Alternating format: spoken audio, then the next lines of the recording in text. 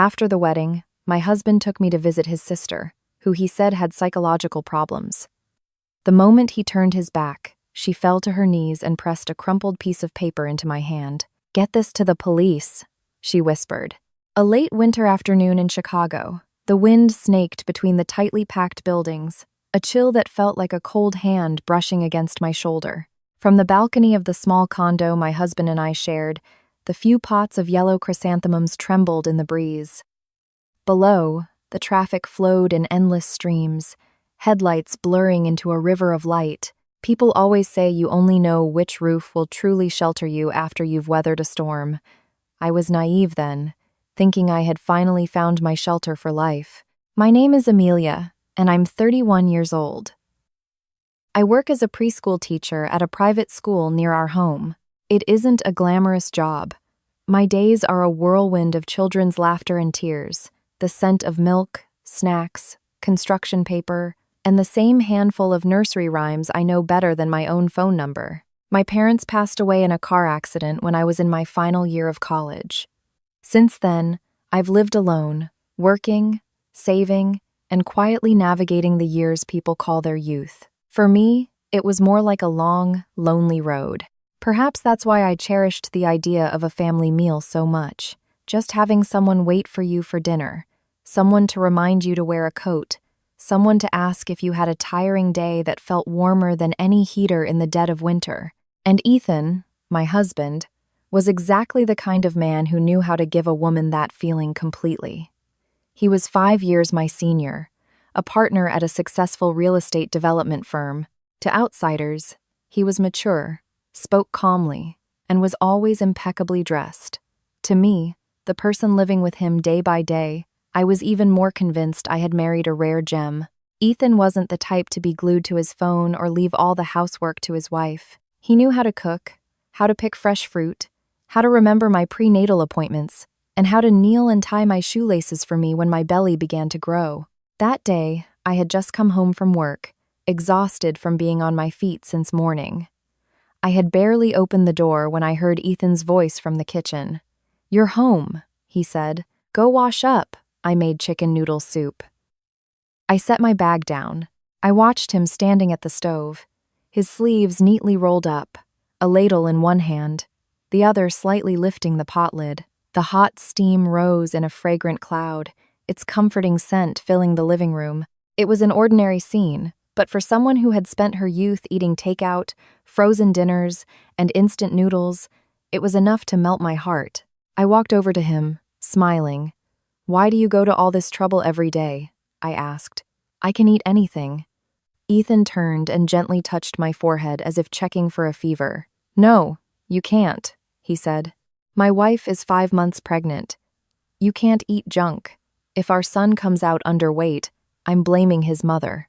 I laughed. "You say that as if you're the only one who knows how to worry." He smiled too, bending down to gently rub my belly.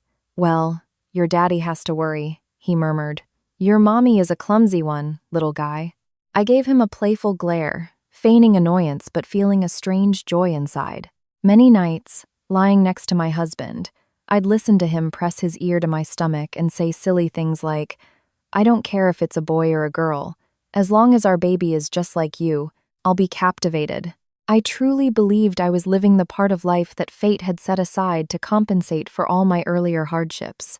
They say every life has its ups and downs. I used to think the brightest moment of my life was meeting Ethan.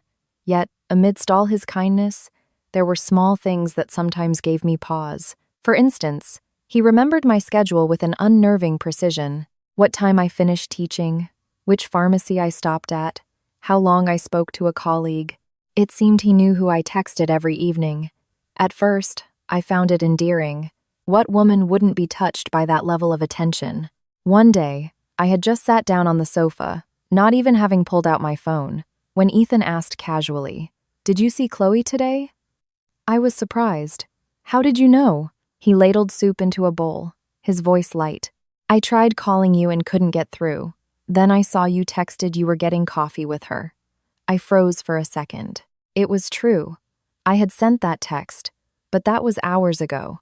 For him to bring it up now, It was as if everything in his mind was filed away in perfect order. While I was lost in thought, Ethan placed the bowl of soup in front of me and pulled out my chair. "Sit down," he said. "Eat. What are you thinking about so intently?" I shook my head and forced a smile. "Nothing," I said. That evening's dinner was as warm and cozy as any other. Ethan put pieces of chicken in my bowl, reminded me to eat slowly so I wouldn't burn myself, and even got up to place a soft cushion behind my back. What woman wouldn't fall for a husband like that? But just then, Chloe initiated a video call. The moment I answered, my friend narrowed her eyes at the screen. "Oh, Lord," she said. "I can tell from your face you're being weighted on hand and foot again." I snorted. "Jealous?" She rested her chin on her hand and clicked her tongue. "I'm not jealous. I just think that when someone seems too perfect, you should look a little closer. Everyone has flaws. Only someone putting on an act is afraid of revealing their true self." I frowned. "Why would you say something so strange?" "I'm just telling you the truth. Don't get mad," she said. "I'm just worried you're too trusting." I was about to argue when Ethan walked out from the kitchen, holding a plate of sliced oranges. "Is that Chloe?" he asked. "Tell her to come over for dinner sometime." Chloe smiled brightly on screen, but her eyes flickered toward me for a split second. That glance made me uncomfortable, as if my friend was trying to poke a hole in the picture of happiness I had cherished for so long. Night fell, and the wind on the balcony sounded more desolate. I lay on my side, one hand on my stomach, feeling the baby's faint movements. Ethan lay beside me, stroking my hair, his voice a warm, low rumble. "This weekend, let's go visit my mother," he said. "We can pay respects to my father, and you can finally meet my sister, Clara. You're part of the family now, and it's overdue." My mother says I'm being thoughtless. I nodded, thinking it was a simple and necessary thing to do. A little while later, I drifted off to sleep. But for some reason, I woke up in the middle of the night. The glass door to the balcony was slightly ajar. Ethan was standing with his back to me, phone pressed to his ear. His voice was very low, but it was no longer the gentle tone from earlier. "I've already told you, it's not the right time," he said. "Don't make me say it again." I lay motionless, my heart suddenly slowing its beat. Out there, the silhouette of the man I called my husband was a long shadow on the cold tile floor. It was the same frame, the same shoulders, but in that moment, he felt like a complete stranger. A few seconds later, he ended the call, closed the door, and returned to bed, gently pulling the blanket over me. "Are you awake?" he whispered. "Are you cold?" I squeezed my eyes shut, pretending to be half asleep. A strange feeling washed over me, thin as a hair but impossible to brush away, as if in this warm home, a door had just creaked open, letting in the first draft of a chilling wind. When I woke the next morning, Ethan was still lying beside me.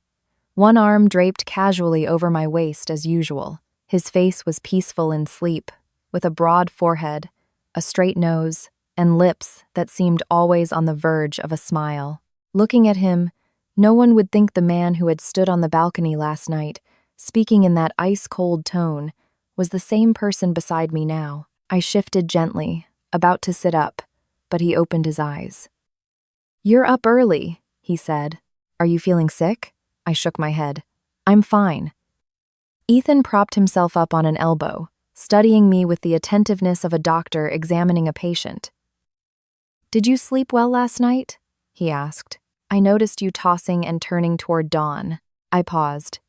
It sounded like a caring question, but for some reason, it felt too precise. Before I could answer, he pulled the covers aside. "You lie here a bit longer," he said. "I'll go buy you some oatmeal. You can't skip breakfast at this stage of the pregnancy." With that, he got out of bed, washed his face, and changed his clothes. Every movement was neat and orderly, like a man accustomed to a structured life. I sat on the bed watching him, my mind replaying the phone call from the night before. Asking him felt awkward, but staying silent left me unsettled. The unease was a knot in my stomach. From that day on, I paid more attention, and the more I observed, the more I realized my life was being held in his grip, a grip that was tightening. Ethan never forbade me from going out, nor did he ever raise his voice. He wasn't the type to slam tables like some crude husbands. His method of control was much softer, as gentle as water, but water, over time, can erode stone. For example, during my lunch break at school, I had just sat down to eat my packed lunch when my phone buzzed. "Have you eaten yet?" he asked. "I'm eating now. In the teacher's lounge?" I glanced around and replied, "Yes," he chuckled softly. "That's good. Don't sit out in the yard. It's too drafty." At first, it sounded normal. A husband asking where his wife was, reminding her to take care of herself, perfectly ordinary. But I remembered clearly that I hadn't told him I was in the teacher's lounge. I had only said I was having lunch, yet he knew my exact location. That same afternoon, I finished class 15 minutes early because one of the children was picked up before dismissal. I stopped by the corner store to buy a bag of chocolate chips, planning to bake cookies that evening. As I was taking out my wallet to pay, my phone rang again. It was Ethan. "You're not home yet?" he asked. "I'm just out for a minute," I replied. "At the corner store, right? What are you buying? Tell the cashier to get it for you if it's heavy. You shouldn't be carrying things." My hand, holding the money, froze midair. The cashier looked up at me with a polite smile, but a chill ran down my spine. The same words, the same concerned tone, but the feeling inside me was no longer calm. When I got home, he took the bag from my hand, chiding me gently. "If you need anything, just text me. I'll buy it," he said. "Why do you insist on carrying things yourself?" I looked at him for a moment and then asked playfully, "Have you attached a tracker to me or something? You seem to know wherever I go." Ethan laughed, tapping the tip of my nose. "My wife is so clumsy," he said. "How can I not keep an eye on you?" The answer was light as a feather, so reasonable that if I pressed further, I would seem paranoid. I had to let it go. But the feeling of being enclosed was becoming more distinct. It was no longer a fleeting cold breeze, but a fine thread wrapped around my wrist. It wasn't tight yet, but it was enough to let me know it was there. A few days later, Chloe asked me to meet for coffee near the school. Chloe has been my best friend since college. She's as blunt as they come, saying whatever is on her mind. I vaguely told her a few things, not daring to reveal everything, just mentioning that Ethan had been overly concerned about me lately. She stirred her iced tea, raising an eyebrow. "Overly concerned?" she asked. "How concerned?" "Well, he calls all the time, wants to know where I am, what I'm eating." Chloe gave a humorless smile. "That's normal, if it's in moderation. But if you so much as breathe too hard and your husband knows about it, that's not concern anymore. That's management, making sure you don't stray from his orbit." I scowled. "You always have to exaggerate." "It's not an exaggeration, Amelia. Let me be real with you," she said. "I've met plenty of decent men. But a man who is always proper, always perfect, always framed like a portrait, I don't buy it. People are living beings, not wax figures." I looked out at the street, my heart sinking. Part of me didn't want to hear my friend criticize my husband, but another part of me couldn't completely refute her. Just then, a text from Ethan came through. "Done yet, honey? The weather's turning. Go easy on the ice. I'll come pick you up." Chloe glanced at my phone screen and sighed. "See? We haven't even been sitting here for half an hour." I put my phone away, forcing a smile. He just cares about me. Chloe rested her chin on her hand, looking at me, her voice low but firm. "There are many ways to show you care," she said. "Some hold you to keep you warm, and some hold you to keep you from running. Remember that." I didn't answer. Inside, I felt like two people were pulling me in opposite directions. One was desperately clinging to the happiness I had dreamed of for years. The other sat quietly in a corner, reminding me that anything in this world that seems too perfect deserves a closer look. That evening, after we finished dinner, Ethan poured me a glass of warm milk and sat down beside me. "Let's go to my mother's this weekend," he said. I looked up. "You mean all the way out to your hometown?" "Yeah, it's not too far," he said. "Just out to the suburbs." He paused, then continued. My father passed away a long time ago. I want to take you there to pay your respects. And besides, you should meet Clara. I remembered him mentioning the name briefly before, so I asked, Your sister? Ethan nodded, his expression darkening just enough to evoke sympathy. My half-sister, he said. She used to be brilliant, incredibly sharp. She handled all the family's paperwork and finances. But after my father died, she suffered a severe shock, and her mental state has been unstable ever since. I put my glass down. Is it serious? He sighed, his voice dropping. She has lucid moments and confused ones.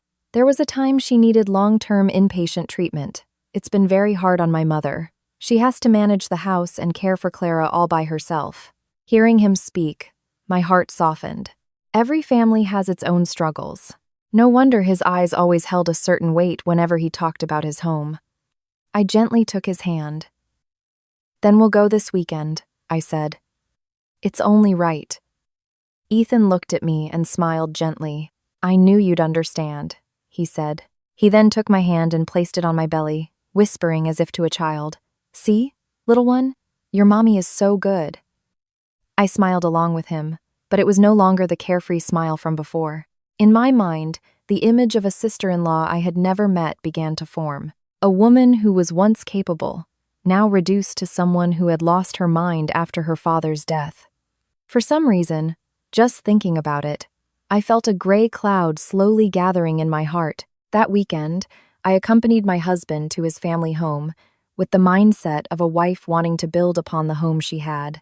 I never suspected that this trip wasn't an ordinary family visit, but the first step that would lead me to touch the darkest part of a family that, from the outside, seemed so respectable and kind. On Saturday morning, Chicago was wrapped in a damp chill. It wasn't raining, but the air was heavy and the streets were slick from the previous night. The bare trees along the road stood silent, as if still drowsy. I woke up early, chose a loose, cream-colored sweater, and wrapped a thin scarf around my neck before following Ethan to the car. He carefully opened the door for me, holding my arm as if he feared a single misstep would make me fall. Go slowly, the ground is slippery, he said. I nodded and got into the passenger seat. In the car, he had already prepared a thermos of warm water, some plain crackers, and a small pillow for my back. If I were to list these thoughtful gestures, anyone would say I was a lucky woman. At that moment, I still thought so myself. It was just that, ever since that late-night phone call and the times he knew my every move, that feeling of being cherished was now mixed with a nameless anxiety. The car left our condo complex, weaving through streets still shrouded in morning mist, and gradually headed toward the outskirts. The buildings became sparser, replaced by wider open lots and fields, fallow and yellow after the harvest, dotted with ponds as smooth as glass. The wind whipped across the fields, bending the roadside grasses. In the distance, a few people with scarves wrapped around their heads stood selling vegetables next to old bicycles. The scene reminded me of idyllic country songs, but my heart that day felt anything but sweet. As he drove, Ethan spoke in his usual calm tone. My mother is used to living out here, he said. When I asked her to come live with us, she refused. She said she couldn't bear to leave the house where my father's memory is. I asked, Does she live alone? Do you have a housekeeper? Maria has worked for our family since I was a boy. And besides, he hesitated for a moment, there's also Clara. At the mention of her name, his expression clouded over. I glanced at his profile, seeing a sadness that was perfectly measured enough to evoke sympathy without being overly dramatic. Before, I would have seen him only as a filial son with a deep love for his family. But since that seed of doubt was planted, I started noticing the small pauses in his sentences. Is Clara still at home now? I asked. Yes, he said. Sometimes she's stable, sometimes not. My mother thinks it's better to have her close, so she can be cared for. He said it so matter-of-factly, as if it were the most obvious choice in the world.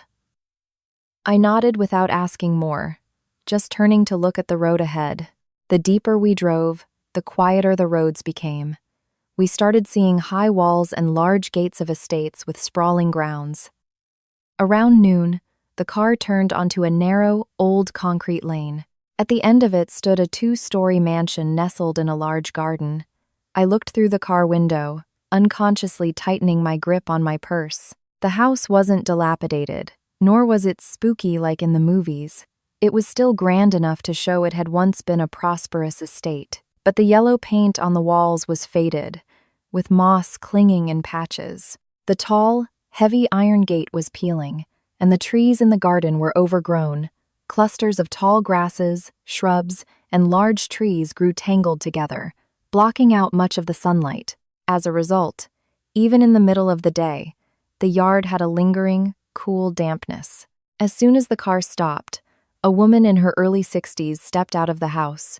She wore a dark brown dress with a thin cardigan, her hair pulled back in a neat bun. Her face wasn't sharp. On the contrary, it had the benevolent look of someone who lives a quiet, pious life.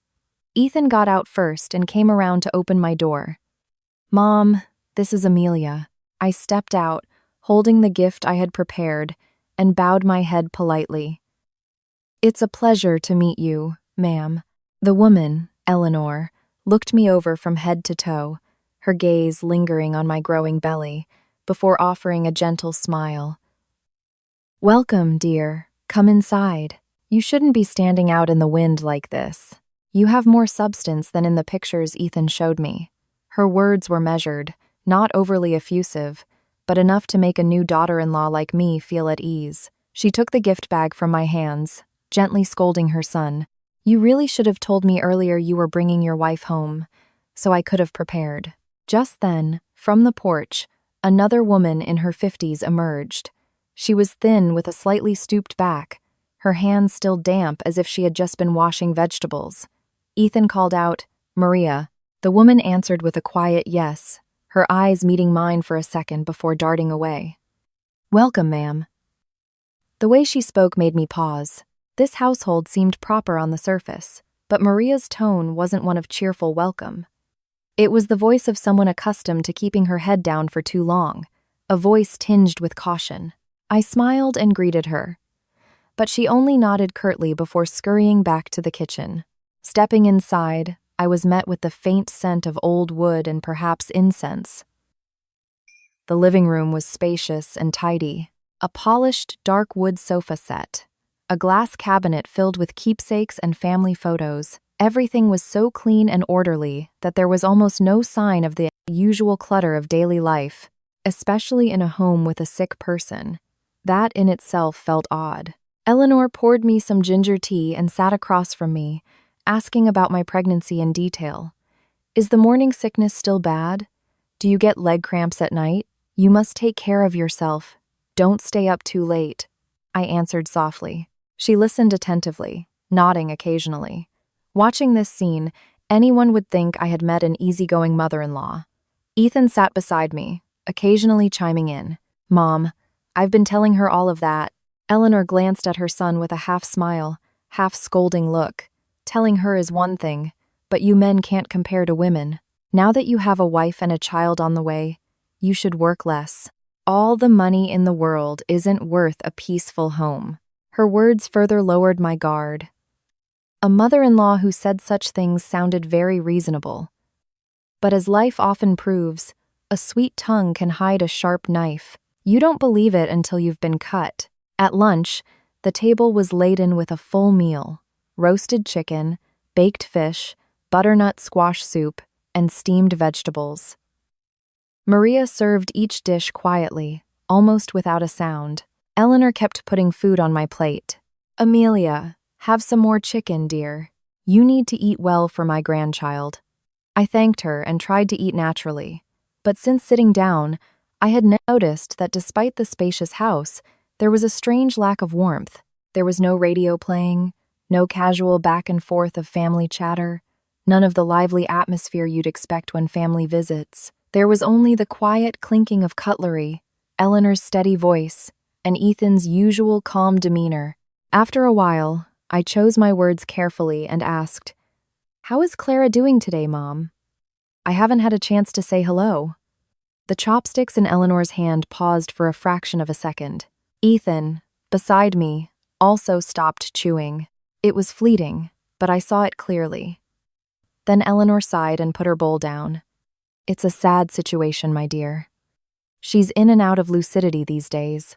Sometimes she's fine, and other times she'll be sitting quietly and then suddenly start breaking things, scratching herself. This family hasn't had a peaceful day in years because of her, Ethan added, his voice low. She wasn't like this before. She was the one my father trusted most in this house. After he passed, she just fell apart. Eleanor shook her head. It's all in fate's hands. I just pray to God for her to have some clarity. It's heartbreaking to watch. Hearing this, my heart sank. The story laid out before me seemed clear. A family that had suffered a tragedy, a father's death, a daughter who fell ill from grief, and an elderly mother who had to grit her teeth and care for her for years. Everything sounded logical, respectable, and fit the narratives people tell about family duty and love. However, just as I was about to stop asking questions, a sound came from somewhere below. It was very faint, as if rising from beneath the floorboards or from a hidden corner of the house, a dry, scraping sound. It was short, but it was enough to make my hand freeze. It wasn't the wind, nor was it a cat or dog scratching at a door. It sounded like something heavy being dragged across a concrete floor, then stopping abruptly. I looked up. Ethan immediately turned to me. What is it, Amelia? I blinked, listening for another moment, then asked quietly, Did you hear that? Eleanor, sitting across from me, remained as calm as still water. It's probably just the wind, dear. This is a big house with many doors. Sometimes it howls in a way that sounds strange. Ethan placed a piece of fish on my plate, his voice light. Just eat, he said. It's so quiet out here. Your ears are playing tricks on you. I picked up my chopsticks, but my palms had grown cold. I wasn't sure if I had misheard, but I knew that from that moment on, the hearty meal before me, the spotless house, the soft-spoken mother-in-law, everything suddenly seemed coated in a thin layer of fog.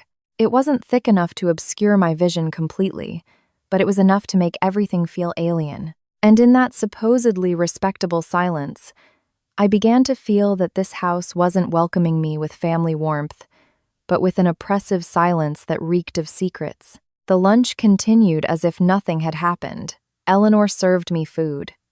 Ethan reminded me to eat slowly. Maria moved silently between the kitchen and the dining table, her small steps seeming to fear disturbing the air in the house. Only I could no longer swallow the placid atmosphere. That brief scraping sound was stuck in my ears. The more I tried to dismiss it, the clearer it became. I managed a few more bites before putting my bowl down, trying to keep my voice as natural as possible. Mom, I think I heard something from downstairs. Eleanor looked up, her eyes narrowing for an instant before relaxing, so quickly that if you weren't watching closely, you'd miss it. What sound, dear? It's a big house. The wind gets in through the back and side doors. Sometimes it sounds like footsteps. Ethan laughed, pouring more soup into my bowl. You're just on edge lately, honey. Pregnancy makes you overthink things. I forced a smile, but my stomach was in knots. If it were just the wind, they would have answered immediately and naturally. Instead, both mother and son had paused for a beat, as if choosing their words carefully. That feeling made the food in front of me feel heavier. I was quiet for a moment, then asked again, this time looking at Ethan. Clara, where is she in the house now? If she's feeling a bit better, I'd like to go say hello. Ethan's hand, resting on the arm of his chair, tightened slightly. He turned to look at me, his eyes still gentle, but behind that gentleness was something guarded. Let's do it later, he said. She's not very stable today. What do you mean, not stable? Eleanor sighed, her hand moving over her chest. She's very unpredictable, my dear. Sometimes she's sitting quietly, and a strange noise can set her off. I'm worried for you in your condition. If she has an episode and harms you, it would be terrible. At that, my rational mind told me to stop. I was a new daughter-in-law, unfamiliar with the family dynamics. Pushing further would only be impolite. But for some reason, An opposite feeling surged within me. The more they tried to stop me, the more I wanted to see for myself. After lunch, Ethan took me upstairs to a room on the second floor to rest. The room was spacious, the bed made with crisp linens, and the window opened onto the dense garden, which felt cool even under the midday sun. He drew the curtains, dimming the light, and turned to me. "You should take a nap," he said. "The long drive must have tired you out." I sat on the edge of the bed, pretending to nod obediently, but then I asked, "Ethan, I want to see Clara." Ethan, who was plugging in his phone charger, turned around slowly. "I already told you, some other time. But I came here as your wife," I said. "Not greeting her feels disrespectful. Besides, I want to understand her condition so I can act appropriately." He looked at me for a few seconds, a patient smile on his lips, the smile of a husband indulging his wife. "Amelia, there are things you don't know. I'm just afraid you'll see something that will haunt you." I tried to sound lighthearted. "I'm a preschool teacher. I can handle crying, vomiting, and tantrums. What could be so bad?" The joke fell flat, and the air in the room grew heavy. Ethan walked over and sat next to me, his hand covering mine. "It's not the same, Amelia," he said. "When Clara has an episode, she can be very violent. I don't want you to be afraid." I gently pulled my hand away. "I'll just watch from a distance." Just then, from downstairs, there was a faint click, like a metal lock hitting something. Both Ethan and I heard it. I looked directly at my husband. He was silent for a few seconds, then stood up. "All right," he said. "If you want to know, I'll take you down, but you have to stay right beside me. Do not approach her on your own." I didn't answer immediately, feeling a chill on my spine. His quick agreement made me more uneasy. But having come this far, I didn't want to back down.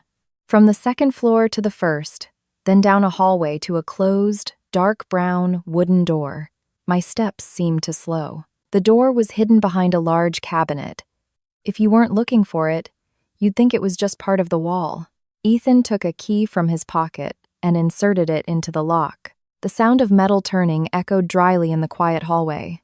Behind me, Eleanor had followed, her face tense. Maria stood, pressed against the kitchen doorway, her face pale. She didn't come with us, only looking at me as if she wanted to stop me but didn't dare to speak. The door swung open, and a wave of damp, musty air hit me, mixed with the smell of cheap antiseptic and the stale odor of a place long deprived of light. Before me was a narrow staircase leading down. The walls were gray concrete, and a single yellow bulb dangled from the ceiling, casting a dim, murky light. I stopped in my tracks. Ethan turned his head. "I'll go first," he said. "Hold on to my arm." I placed my hand on my husband's arm, feeling his muscles tense beneath his shirt. With each step down, my heart pounded harder. My pregnant belly made me feel heavy, as if my own body was warning me that this place was not normal. At the bottom of the stairs, I finally saw the basement clearly. It wasn't large, with a cold concrete floor. In one corner were some old cardboard boxes. In another, a metal shelf held medicine, bandages, IV bags, and some dry food. In the center, against the far wall, was a thin mattress on the floor, and on that mattress was a woman. I felt my heart stop for a beat, so loudly I thought everyone must have heard it. The woman was emaciated, her hair cropped short and unevenly, not for style but as if it had been sheared off to be out of the way. Her skin was a pale gray from lack of sunlight, and her hands were thin and veiny, like dry twigs. Around her right ankle was a small metal cuff, from which a chain about 6 feet long was connected to a steel ring bolted into the wall. I stood frozen. For the first few seconds, my mind went blank. I could only see one thing with absolute clarity. This was not the care of a sick person. This was the imprisonment of a captive. The woman slowly lifted her head. Her eyes were sunken, circled by dark purple rings, but in her gaunt face, her gaze sent a shiver through me. It wasn't the vacant stare of someone who had completely lost their mind. It was both terrified and sharp, as if trying to pin me down and question me with her eyes. "Oh my God," I gasped. On reflex, I took a half step forward, but Ethan immediately blocked my path. "I told you not to get close," he said. His voice wasn't loud or harsh, but it was completely different from the one he used in the kitchen or the car. It was short and hard, like a familiar command used many times before. Eleanor, standing behind me, sighed heavily. "You see, dear, we were forced to do this. When she has an episode, she bangs her head against the wall, scratches other people. I'm an old woman. I can't restrain her." I turned to look at her, my lips dry. But why is she chained like this, Mom?" Eleanor clasped her hands, her voice sorrowful, as if swallowing back tears. "If we don't chain her, how can we keep her safe?" Once, she ran outside in the middle of the night, barefoot, her hair a mess. The neighbors saw her, and the rumors spread.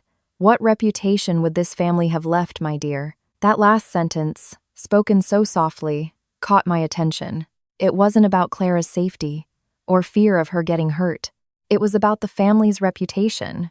Before I could think further, the woman on the mattress stirred. She pushed herself up with her hands, sitting a little straighter. The iron chain at her ankle scraped with a dry, clanking sound. She looked at me without blinking, then at Ethan. Her expression changed instantly. If her gaze at me held a hint of questioning, her gaze at Ethan was a mixture of deep-seated fear and hatred. I shivered again. Ethan tilted his head and called out softly, "Clara." The woman didn't respond. She just continued to stare at her brother, her lips moving without a sound. Her lips were cracked and dry, with an old scabbed cut at the corner. I couldn't bear it any longer.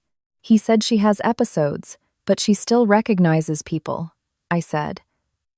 Ethan replied immediately, "She's in and out of it. Don't judge by appearances," Eleanor interjected, her voice as steady as a practiced explanation. "When she has an episode, she's completely different, dear. They say mental illness is like that. Lucid one moment, gone the next. You never know." I stood silently, my eyes still fixed on the woman on the floor. A strange feeling grew inside me. The feeling of being presented with a truth that contradicted every explanation I had just heard.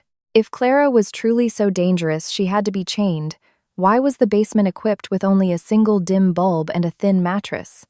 Why were the medicines left out in the open on a shelf, unsupervised? And most of all, why was there no trace of violence in her eyes, but rather the look of someone cornered and desperate? Just then, Maria came down with a tray of medicine, her hands trembling so much that the pills in the plastic cup rattled. She didn't dare look at me, just bent down to place the tray beside the mattress and then retreated as if from a fire. In that moment, I understood something small but clear. In this basement, the person who was afraid wasn't just the one in chains. The person bringing the medicine was also afraid. And that fear wasn't of a sick person having an episode.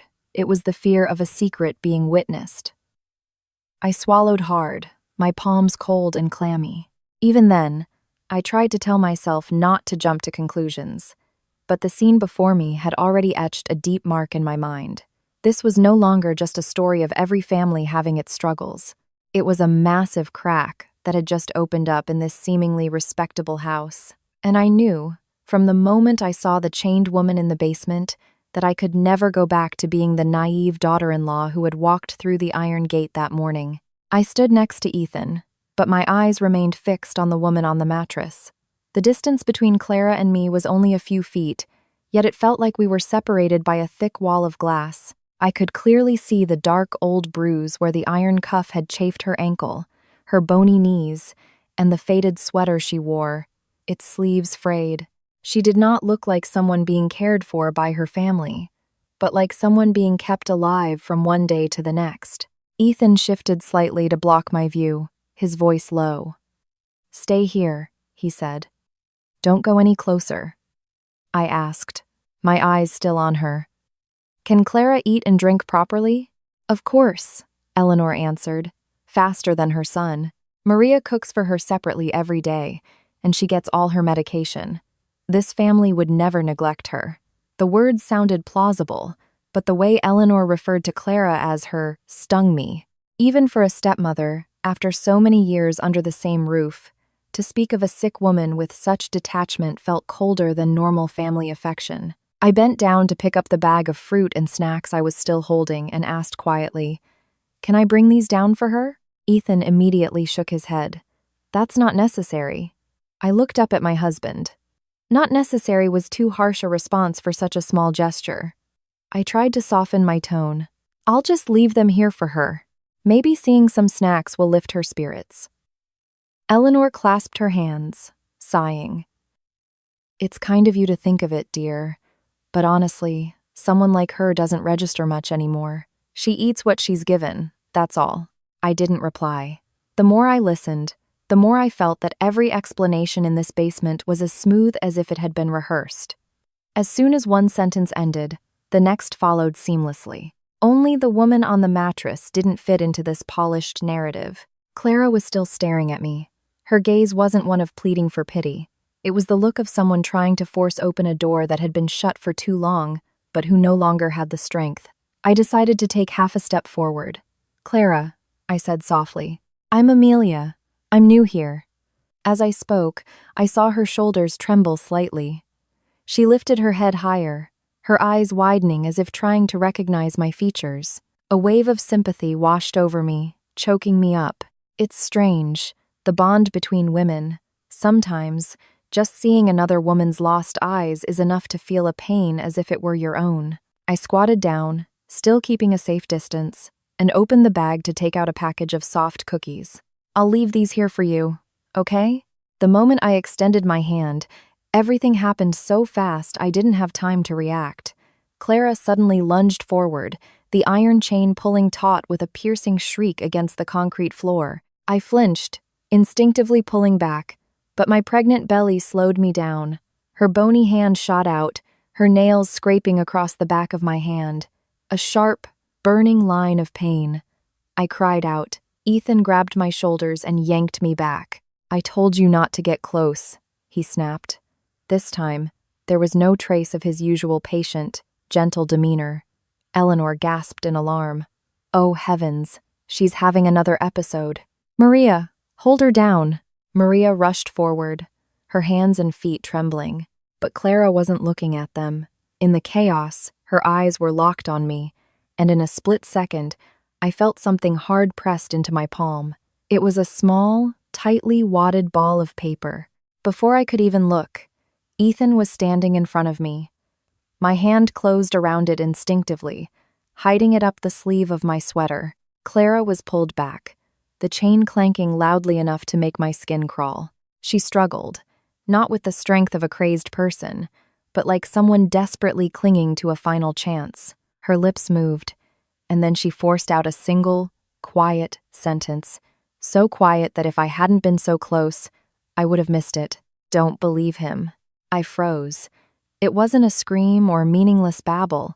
It was a clear warning with a clear target: me. Immediately after, Maria fumbled with the medicine box. Eleanor urged her on frantically. "Hurry up, before she hurts someone else." Ethan turned to me, his face tense. "Amelia, go upstairs now." I was still looking at Clara, my heart racing. She was being restrained by Maria and Ethan, her disheveled hair falling over her face, her breathing ragged.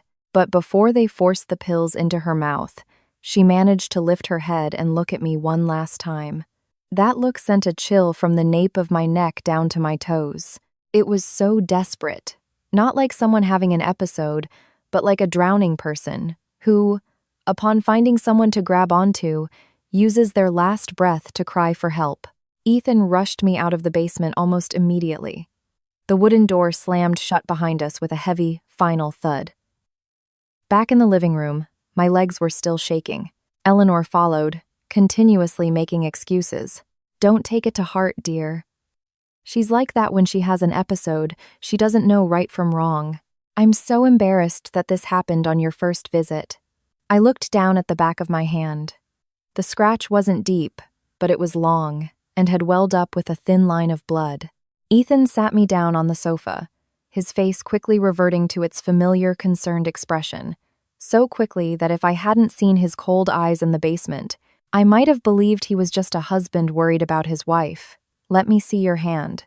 He took my hand, turning it over, then called for Maria to bring antiseptic. I sat silently, acutely aware of the wad of paper still hidden in my sleeve, feeling like a hot coal. Eleanor stood by, sighing dramatically. That poor girl's life is a tragedy, and she drags everyone down with her. This family hasn't had a peaceful day in years. I looked up at my mother-in-law. For some reason, I no longer felt the same sympathy for her as I did before. Her lamentations sounded too perfect, too timely, as if everyone in this house was playing a well-rehearsed role. Only I had stumbled onto the stage without knowing my lines. Ethan carefully cleaned the scratch on my hand. He bent his head, his voice low. "I'm sorry," he said. "I shouldn't have given in and taken you down there." I pressed my lips together and asked quietly, "What did she say just now?" The hand holding mine paused for a beat before he continued applying the antiseptic. A sick person having an episode can say anything. Don't listen to it.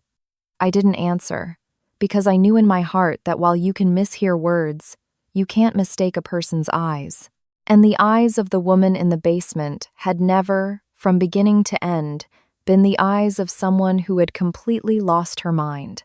That afternoon, on the surface, everything returned to normal. Hot tea was served, snacks were laid out, Eleanor fussed over me to soothe my nerves, and Ethan stayed closer to my side than ever.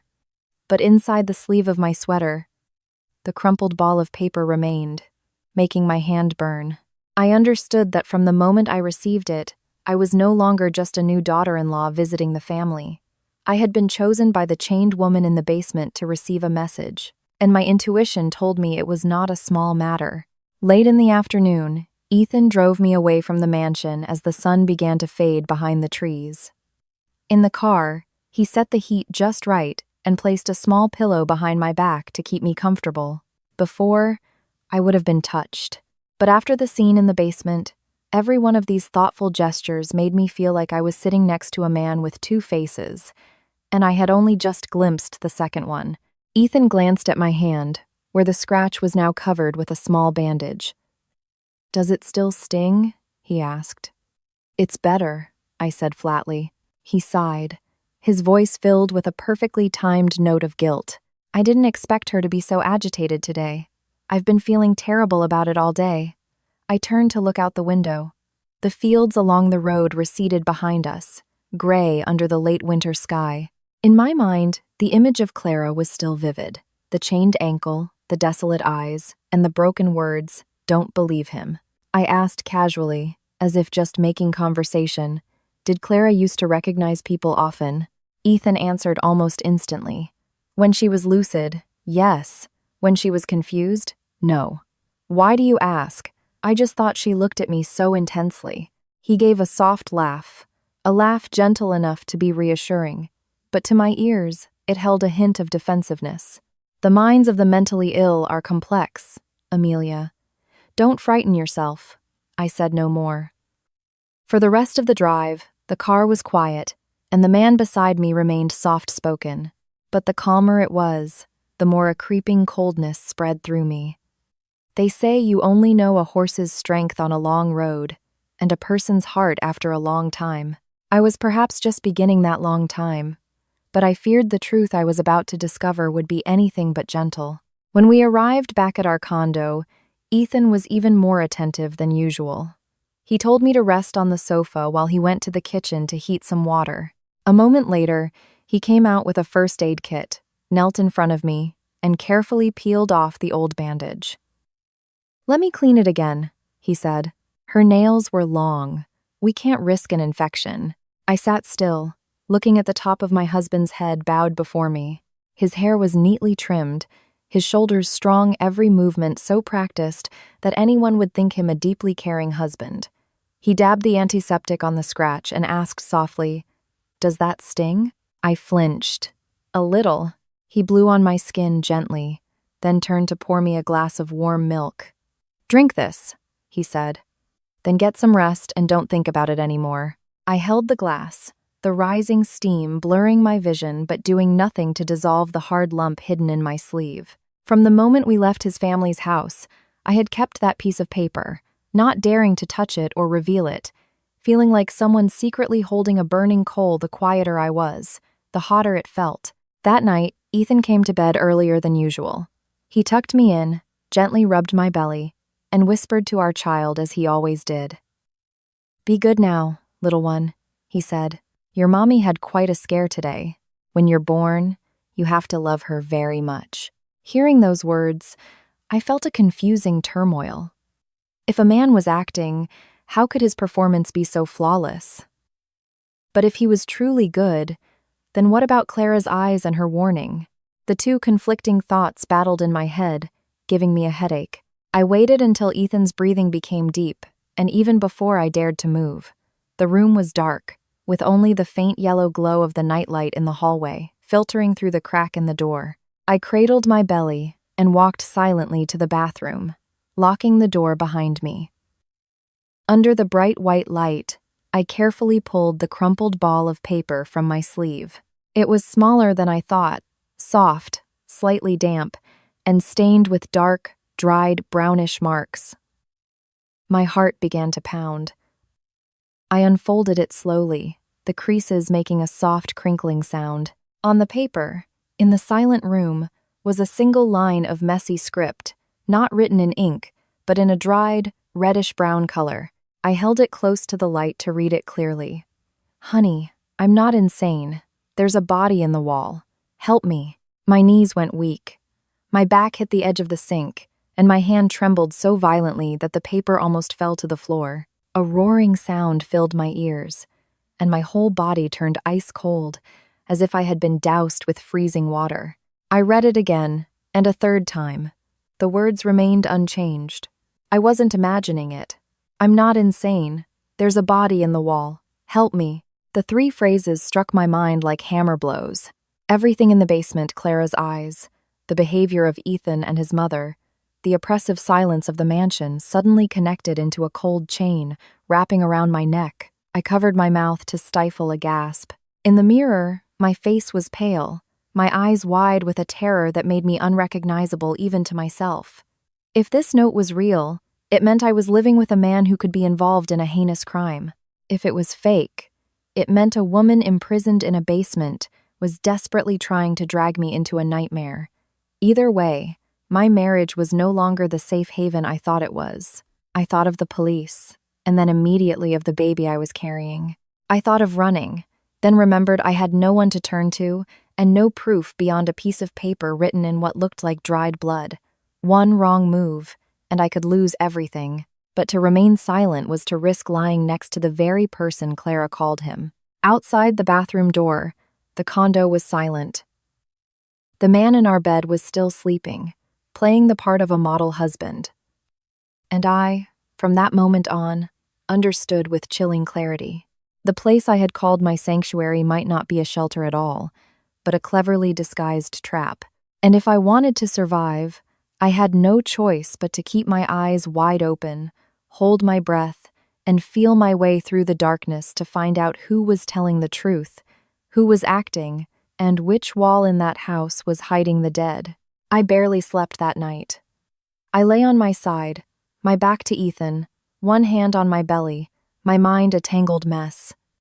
There were moments I wanted to shake him awake and ask him directly, "Who are you, really?" But I stopped myself. I felt I had already stepped into the darkness. I just didn't know where the monster was standing, or what face it was wearing. The next morning, I woke up earlier than usual.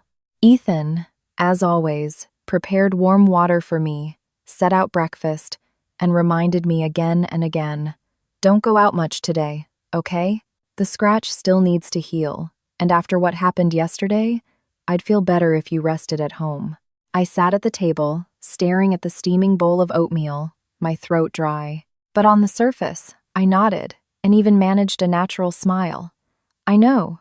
You go on to work, or you'll be late." He gently stroked my hair and bent down to look into my eyes for a moment. "Are you sure you're okay?" "I'm fine," I whispered. After Ethan left, the only sound in the condo was the ticking of the clock in the living room. I stood in the middle of the room for a few minutes, trying to calm myself. From now on, I couldn't live on my old beliefs. I had to re-examine everything from the beginning.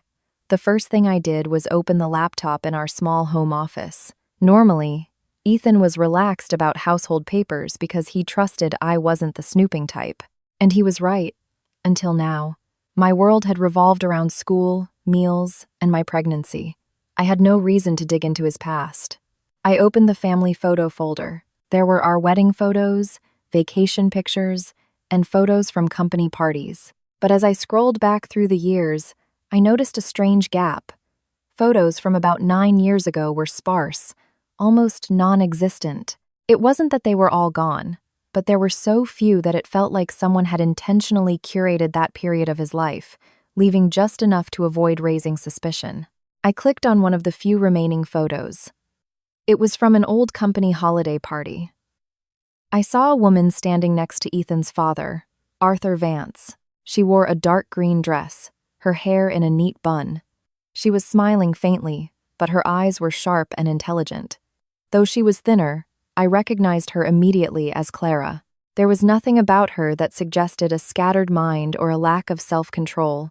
On the contrary, she looked like a competent, no-nonsense businesswoman. My chest tightened. It was hard to believe that a woman like that could be reduced to a chained captive simply from the shock of her father's death.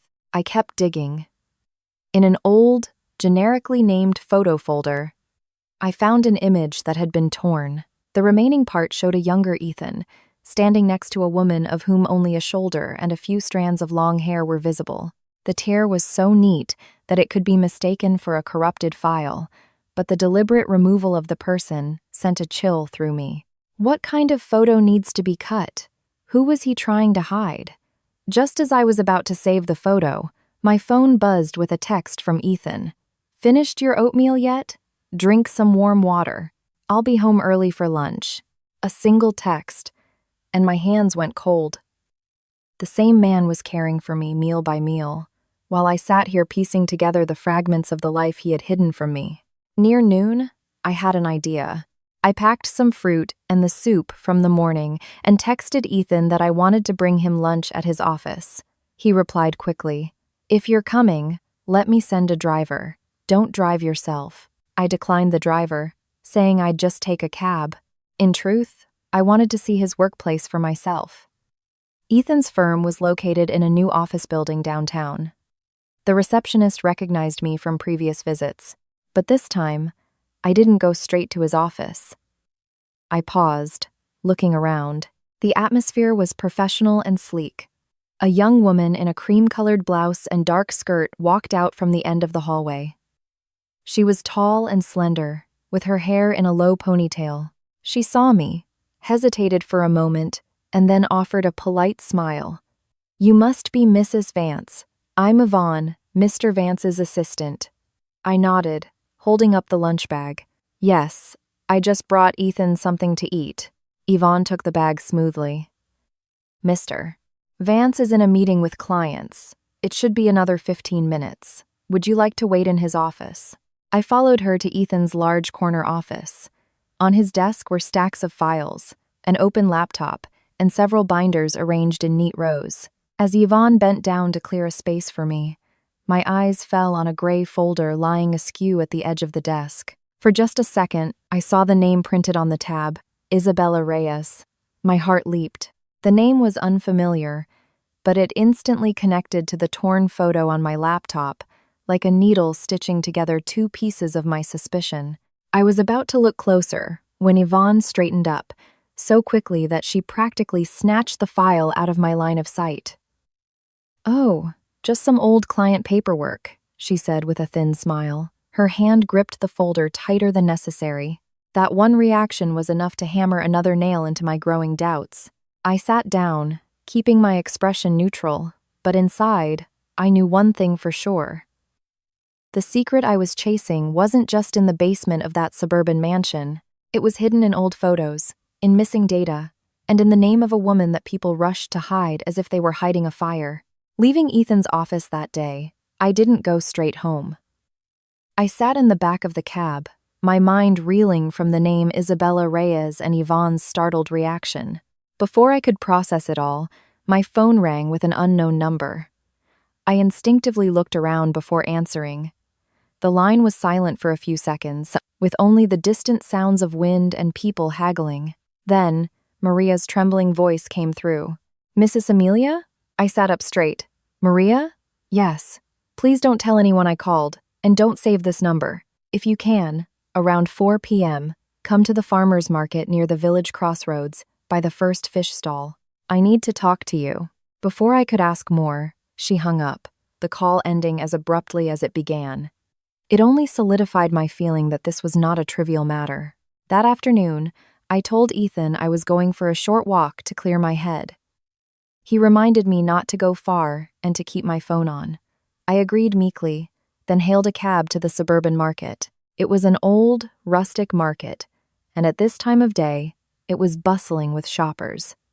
I found Maria at the fish stall she had mentioned. She wore a large hat pulled down low, clutching an old plastic basket, her posture hunched as if afraid of being recognized. When she saw me, she flinched, her eyes darting around before pulling me into a more secluded spot by a stall selling dried goods. I can only talk for a minute, she whispered. If anyone sees us, I'm done for. Looking at her up close, I saw how sunken her eyes were. She wasn't just afraid of being scolded for gossiping. This was the terror of someone who had swallowed her fear for too long. Tell me, I urged. Miss Clara isn't crazy like the boss and Mr. Ethan say, she whispered, her hands twisting the handle of her basket. Not for all these years, anyway. My heart tightened, but I kept my face calm. You know this for sure? I do. In the first few years after Mr. Vance died, she was really sick. The shock was too much, and she had to be hospitalized. There were records, medication, everything. But after a few years, she got much better. Sometimes, she was more clear-headed than a normal person. I held my breath. Just as I suspected, that basement wasn't a place for healing. Maria lowered her head, her voice dropping even further. When her old doctor was still around, they took her for checkups every month. But then he transferred, and the family started handling the paperwork themselves. And Miss Clara, she was kept at home more and more. Then one day, Mrs. Vance said it would be easier to manage her in the basement. Since then, she's barely been outside. I felt my hands go cold. Why would they lock her up? Maria shook her head frantically. I don't know everything. I just know that after Mr. Vance died, things in the house changed so fast. The account books, his office was locked up.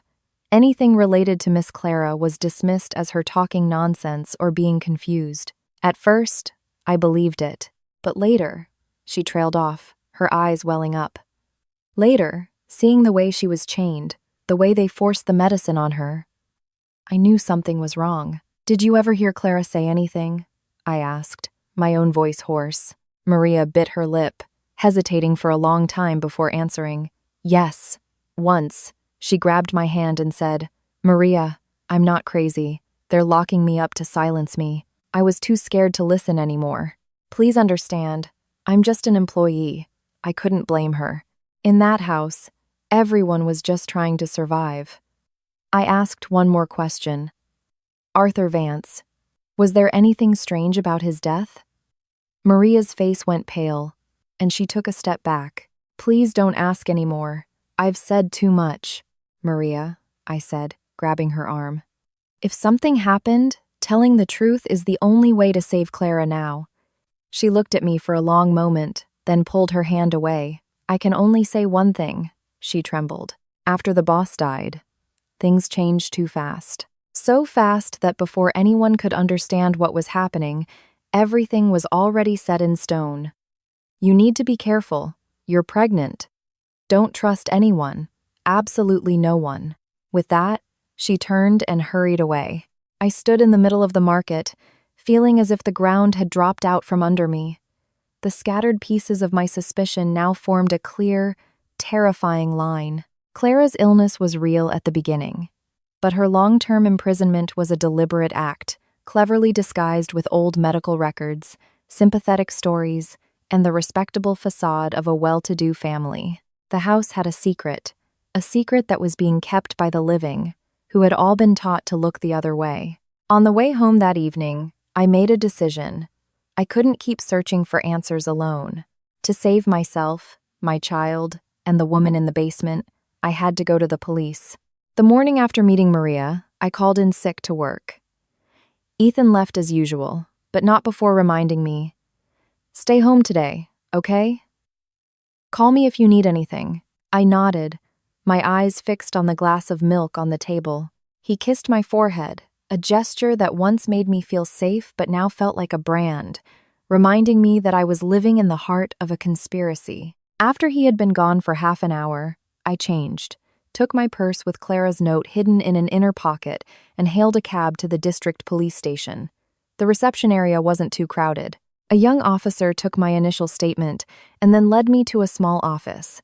A man in his late 30s, with a calm but sharp gaze, stood up and offered me a chair. "I'm Detective Miller," he said. "Just take your time and tell me everything." I recounted the whole story. From my marriage to Ethan, to the visit to the suburban mansion, the chained sister-in-law in the basement, the note written in blood, and the secret meeting with Maria. Detective Miller listened intently, only interrupting to clarify details. "What is your sister-in-law's name?" "Clara Vance."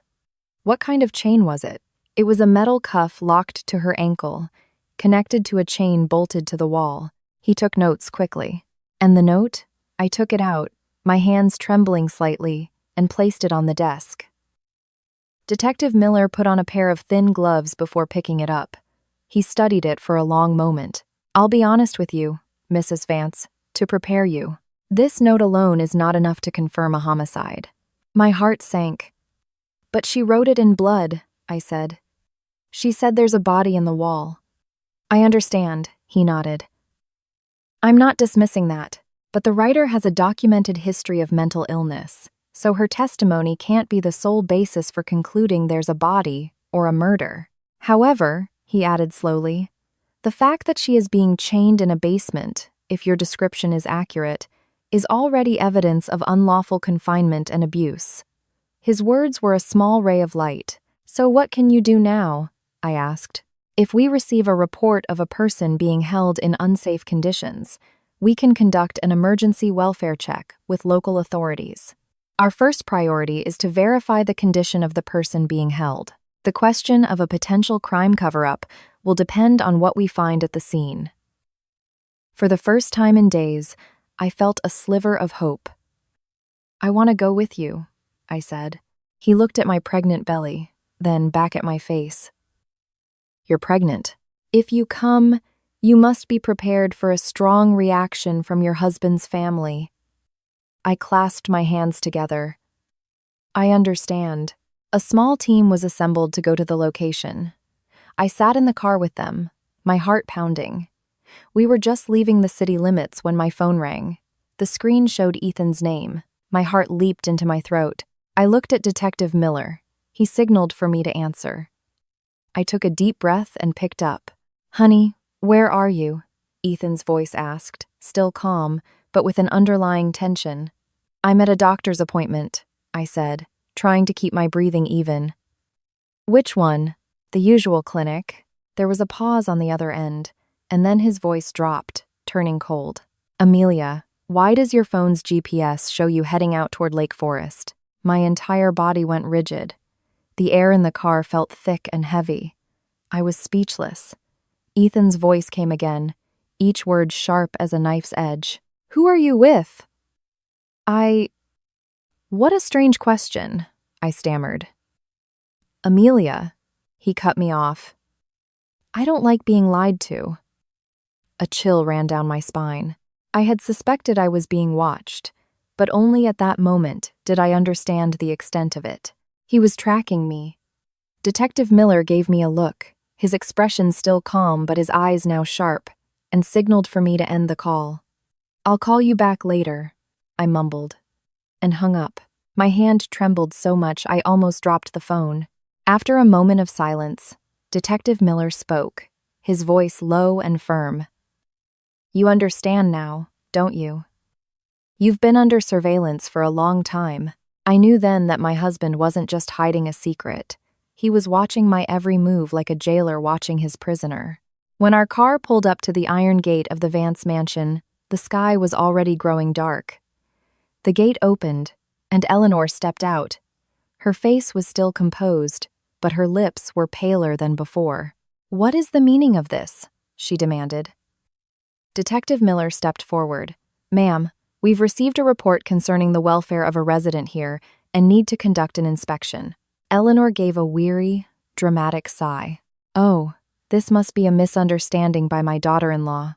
My poor stepdaughter is mentally ill. We keep her inside out of love, to protect her from herself." She looked at me, her gaze no longer soft but cold with accusation. Just then, Ethan emerged from the house. "Amelia," he said, his voice low and dangerous, "what have you done?" Before I could answer, Detective Miller intervened. "Mr. Vance, we need your cooperation." Ethan turned to the detective, his expression quickly shifting back to his familiar polite mask.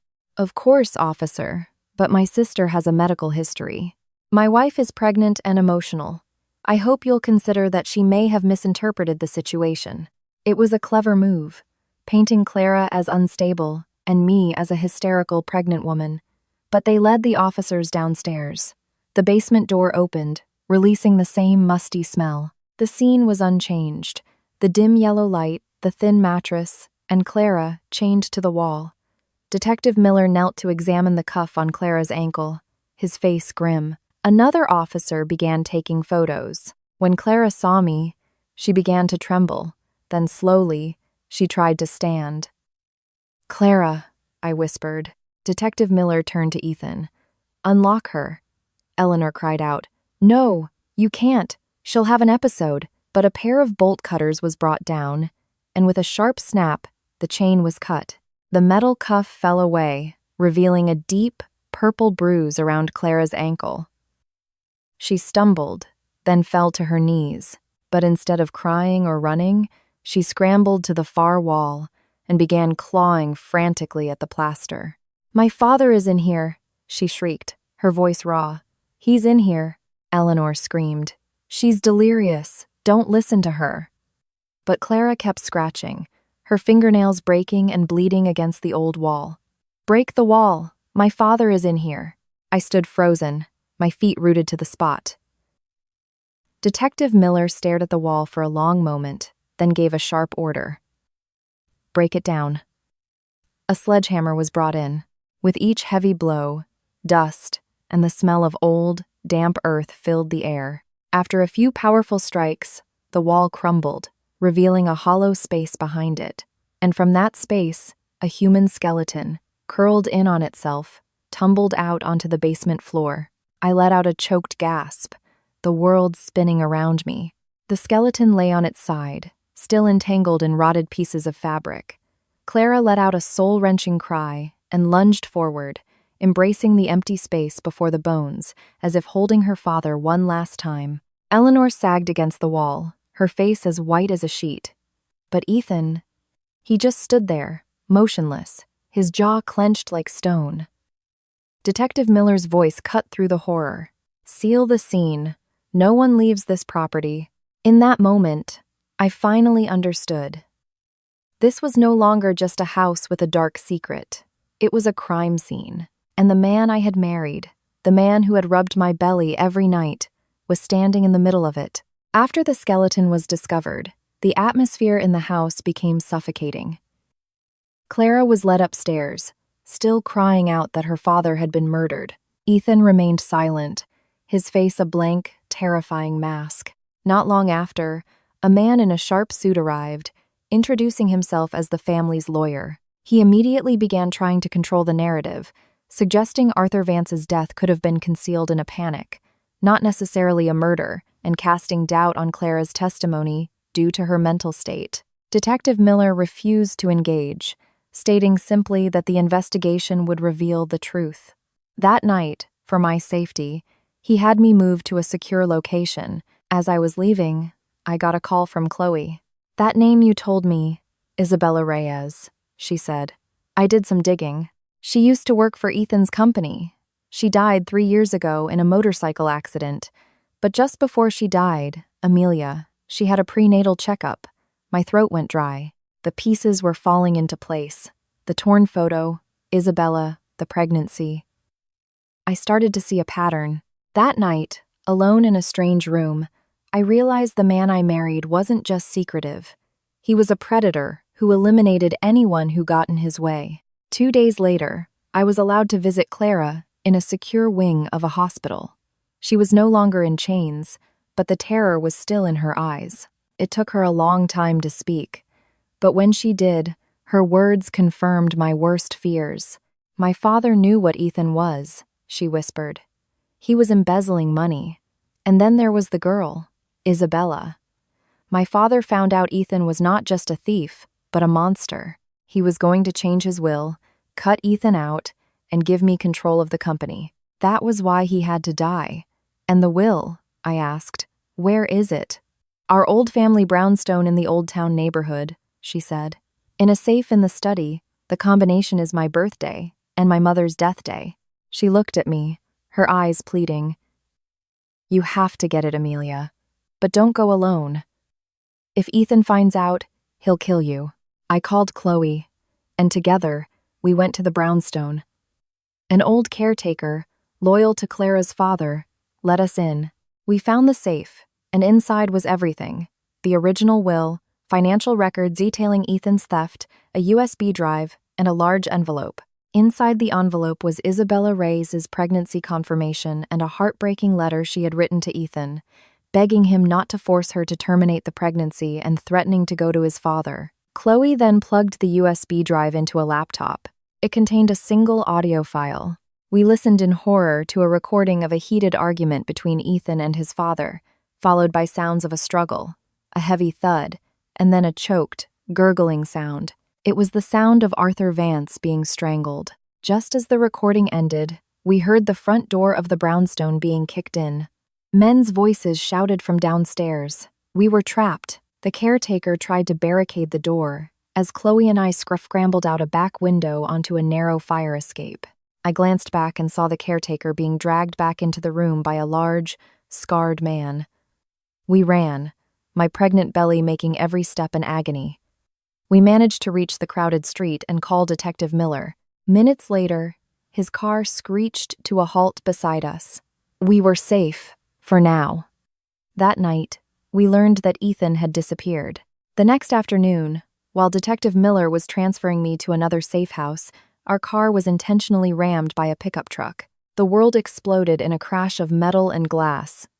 My head slammed against the window, and a sharp, searing pain shot through my abdomen. Through the rain-streaked, shattered window, I saw men with tire irons running toward our car. The officers with me returned fire, but I was focused on the new, terrifying reality inside the car. A warm gush of fluid soaked my dress. My water had broken. I was going into labor, prematurely, in the middle of an assassination attempt. The pain was blinding, but a fierce, maternal instinct took over. I would not let my child die. Amidst the chaos of the shootout outside, I gave birth in the back of the wrecked car. The baby's first cry was weak, fragile, but it was the most beautiful sound I had ever heard. I awoke in a hospital, my body aching, but my first thought was of my baby. A nurse gently told me he was in the neonatal intensive care unit, born far too early, but alive. A little later, Detective Miller came to my room. "The men who attacked us were caught," he said. "They were hired by Ethan." Then he placed a familiar object on my bedside table. The fetal Doppler Eleanor had given me. "Our tech team just checked it," he said, his voice grim. "It's bugged. A GPS tracker and a microphone. That's how he knew everything. How he knew about the brownstone. How he found us on the road. The thoughtful gift from my mother-in-law was a tracking device. A cold fury replaced my fear. We decided to use the bug to set a trap. I spoke loudly in the room, pretending to discuss plans to move the evidence, making it seem like I was vulnerable. That night, 2 men, disguised as orderlies, entered my room with a syringe, but I wasn't in the bed. Police swarmed in and arrested them. They quickly confessed everything, implicating Ethan's assistant, Yvonne, who had helped him plan the attacks and cover up Isabella's accident. The next day, Eleanor was apprehended at the Canadian border, trying to flee with cash and gold. But then came the worst news. Clara had been taken from the hospital. My phone rang, It was a video call from Ethan. On the screen, I saw Clara, tied to a chair in a derelict room. Ethan stepped into the frame, his face gaunt, his eyes burning with hatred. "You were supposed to be simple," he sneered. "A quiet, grateful orphan. You ruined everything." He held up a syringe. My father wouldn't listen. Isabella wouldn't obey. And now, my sister is going to be quiet, once and for all. As he lunged toward Clara, the door to the room burst open. The screen shook violently as police tackled him to the ground. The call ended. The trial laid everything bare. The audio recording, the will, Isabella's letter, the testimony of his hired thugs, and Clara's own powerful account of her 9-year ordeal. With the mountain of evidence, there was no escape. Eleanor received a life sentence. Ethan was condemned for his multiple crimes. Yvonne and the others received long prison sentences for their roles in the conspiracy. 3 years later, I stood on a beach on the shore of Lake Michigan, the wind whipping my hair. My son, the tiny, fragile baby, born in the wreckage of a car, was now a sturdy toddler, chasing the waves and shouting, "Mommy!" with glee. Clara had opened a small bakery near my preschool. The scars on her ankle remained, a permanent reminder of her past. But she no longer lived in fear. She could stand in the sun and smile. We didn't have the mansion or the wealth that others had once envied. We had something far more precious. We had a home where no one had to pretend anymore. Through all this, I learned a hard lesson. Never mistake sweet words for a kind heart. The most valuable thing in a home isn't wealth, but honesty. Evil can wear a very convincing mask of decency. But eventually, the truth will always find its way out, and in the end, everyone reaps what they sow.